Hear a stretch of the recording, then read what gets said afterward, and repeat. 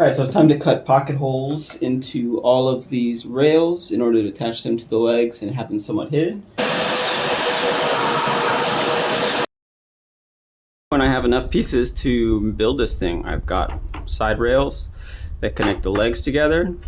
and I have some long boards to make a slab for the top, and then some shorter ones to make the shelves, probably more than I need.